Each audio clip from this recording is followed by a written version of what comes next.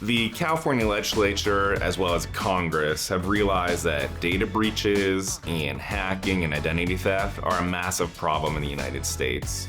So each state usually has a specific statute that allows people to not only sue for the data breach itself, but will also allow consumers who are the victims of identity theft to file a lawsuit against the bank or the company or the credit bureau that not only allowed the hack to happen, not only allowed the fraud to happen, but once a consumer puts them on notice of the fraud, if that bank or debt collector or credit bureau, etc., if they reject the claim, consumers have tremendous amounts of rights to go and hold those companies accountable for allowing this fraud to perpetuate.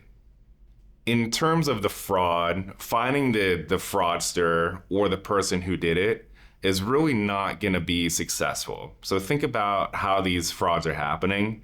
Most of the time, it's a technological hack where this person somewhere in the world, whether it's in the United States or a different country, is gaining access to the consumer's information and opening accounts in their name.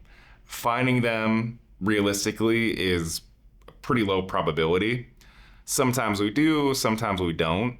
But if a consumer wants to vindicate their rights and get out from underneath the fraud, the way the law is written is a consumer needs to go after the bank or the debt collector, the credit bureau, what have you, that rejected the consumer's dispute, that rejected the consumer's notification of fraud occurring. The Fair Credit Reporting Act is a federal statute that was enacted in the late 1900s that gives consumers rights to file a lawsuit against either a furnisher of information or the credit bureau. A furnisher of information is the bank or debt collector that is on your credit report. The credit bureau, those are Equifax, Experian, TransUnion. And there's also hundreds of smaller specialty credit bureaus, but we're usually familiar with the big three. Under the Fair Credit Reporting Act, what you can do is if the consumer provides a dispute to the credit bureaus, from there what happens, the credit bureaus will forward that dispute to the furnisher. And if the dispute's rejected, at that point, the consumer can then bring a lawsuit against both the furnisher as well as any credit bureau that didn't delete the fraud or didn't update their credit report to make it accurate. In order to bring a lawsuit against a company pursuant to the Fair Credit Reporting Act, there's a couple of things you need to do. First, you need to put together a dispute, and that dispute should be as clear as possible. There's no reason to hide the ball or use vague language. When you're drafting your dispute, what you want to do is tell them everything.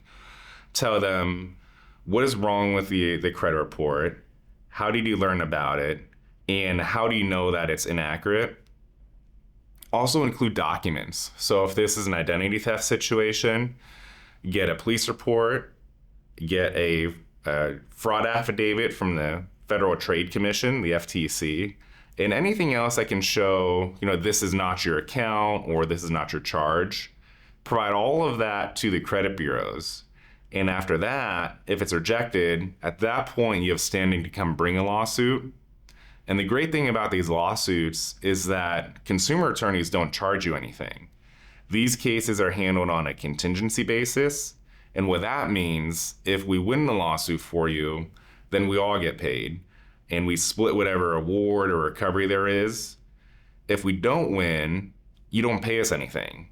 If somehow we don't win, you don't have to pay our fees, you don't have to pay our costs, we just move on.